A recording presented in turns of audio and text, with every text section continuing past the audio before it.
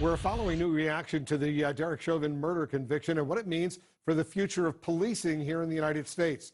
For more on that, we're joined by Democratic Congresswoman Karen Bass of California. She's a co-author of the George Floyd Justice in Policing Act. Congresswoman, thanks so much for joining us. I know you say this verdict could help get police reform over the finish line in the U.S. Senate.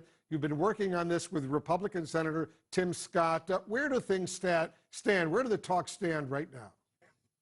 Well, we're still in informal talks. There's no formal negotiations that have begun, but I just have to tell you that all of us exhaled when we heard that verdict, and the energy that is there, it's the type of momentum and positive momentum that I think will help get us over the finish line. If the verdict had been another way, it's no telling what we would be talking about right now, but it certainly wouldn't be positive. So I was just on the floor talking to my Republican colleagues. They're energized, and we need to stick with it. And our next step is to begin formal talks, which I hope will begin soon. Senator Scott says Democrats are, in his word, receptive to a compromise on what's called qualified immunity, which protects police officers from civil lawsuits. Is it enough for you that police departments could be sued, but not necessarily individual police officers?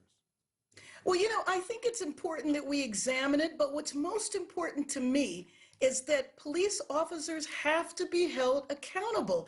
And qualified immunity and Section 242, which is lowering the standard to prosecute officers, which is why they're so rarely prosecuted, those are real key components to the bill, and we have to make sure that that's there. That's why Derek Chauvin felt so cavalier about torturing George Floyd to death.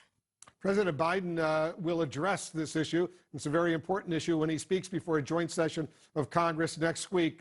But can any police reform pass in the Senate? Not talking about the House, in the Senate with the filibuster in place. Can you get 10 Republicans to join all 50 Democrats? That's what you will need. Well, absolutely, we will. And I think with the leadership of Tim Scott and Cory Booker, I think the stage is set for us to do that. We've had very fruitful conversations. I know that Senator Scott is an honest broker. He is serious about getting something done, and he's also committed to working with his colleagues and bringing those Republican votes. I can't bring the Republican senators along, but I do have confidence that if they will follow Tim Scott's lead, that we will be able to get the votes we need in the Senate. Yeah, clearly he might be able to do it among his Republican colleagues. I'll be speaking, by the way, in the next hour with George Floyd's brother, Philonise. He says it's time for the Senate to do its part, his words, and pass the bill named after his brother. Do you think Congress will be able to deliver by the anniversary of George Floyd's death next month? I think we have to.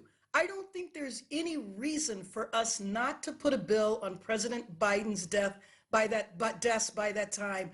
We have been talking about this now. It will be a year. So there's no reason for us not to act. And that's why the momentum from this verdict and frankly, the positive, peaceful protests have been helpful in contributing to that momentum. What was it like when you and your colleagues heard the verdict yesterday? Take us into that room. I know it was an emotional moment for you.